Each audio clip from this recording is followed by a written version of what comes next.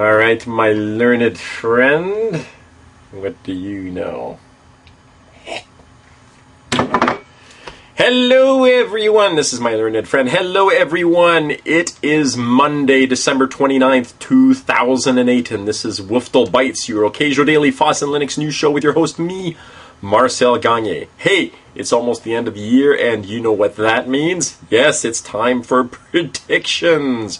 Because as they say, or at least as I say, it's better to speculate than never. And to help me with my predictions, I've got my my learned colleague here. You can tell he's a learned colleague because he's got, well, he's got his press hat, and you know what? I should put on my press hat as well, and we can both be learned colleagues together. Okay.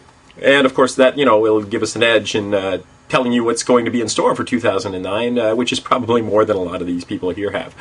Okay, got to get my learned colleague over here as well. Okay, so let's start out with Channel Web. Channel Web has its list, and of course we have to have lists along with predictions. Its list of the top 10 Linux and free software open source products of 2008. Yes, we got to look back on the year as well as looking forward. That's how it works, Well, there are some obvious choices out there. Oh, for instance, OpenOffice 3.0, Firefox 3, Ubuntu 8.10. You knew Ubuntu was going to be in there somewhere. And, of course, OpenSUSE 11, not 11.1, but 11. Okay, because 11.1 apparently was kind of late in the year.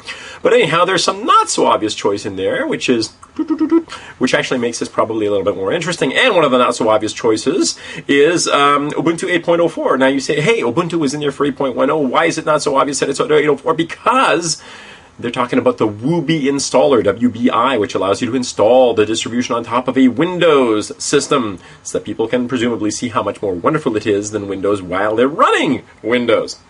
There you go. One of my very favorite projects of all out there right now, Laconica, which is the open source microblogging platform. This is a really cool product. Identica, identi.ca is the website where all this stuff happens. And this is actually an open source alternative to the Twitter microblogging platform. And it's a really cool project, and it is definitely one that should be in that list. One of the other ones that should be in that list that, sounds like it's kind of obvious, but it's really not, is actually the Android phone, mostly because nobody thought this thing was actually going to be here for 2008. So that's pretty exciting. Remember, all the links to all the stories that I talk about are at the bottom of the list there, so you can go check it out. There's a guy who calls himself Larry, the free software guy. Yes, Larry has his predictions for 2009, and guess what? He has 10! Because, it's always a top 10 list, isn't it? Hey, his very first prediction is that 2009 will be the year of the Linux Penguin. He goes on to the Linux Penguin, the Linux desktop. He goes on to say that so will 2010 and 2011. Well, you can see where this is going, right? He also predicts that there will be an Ultimate Fighting Championships, that's UFC for you people out there, bout between Linus Torvalds and Richard Stallman so that they can settle once and for all this GNU Linux thing. How that will turn out, well, you're going to have to go and check out his predictions to find out exactly what's going to happen. Other exciting predictions from Larry is that the Madagascar Penguins will join Tux as the official Linux mascots. And apparently Mandriva will get in touch with its feminist side, or its feminine side, I should say, by releasing a distribution called Womandriva. I don't make this stuff up. I really don't. Anyway, Linux Hacksaw has its obligatory year-end positive Linux predictions collection. Yes, because you have to have a positive collection, and it's obligatory. So there you go. Anyway, he's got stories collected from Dell, Maximum PC. Maximum PC still exists, really? Linux Magazine, IT Wire, and a whole bunch of other places. What's really interesting is that the vast majority of these predictions come down to, wait for it, 2009 will be the year of the Linux desktop. Woo! The Hacksaw himself predicts that Ubuntu will finally shed its default ugly theme in favor of something prettier, because apparently Mark Shuttleworth has said that, he thinks Mac OS looks pretty. It looks really nice. He likes Mac OS X and the way that it looks. So, you might actually see that in Ubuntu, in the next version of Ubuntu, but obviously not in the current Intrepid Ibex. Hey, over at openmode.ca, there's a guy who calls himself Malcolm Bastian, who has come up with a list of why you are going to be using Linux in 2009. assuming, of course, you aren't already using Linux. And he's got things like KDE4 being superbly cool, cloud computing, presumably being superbly cool.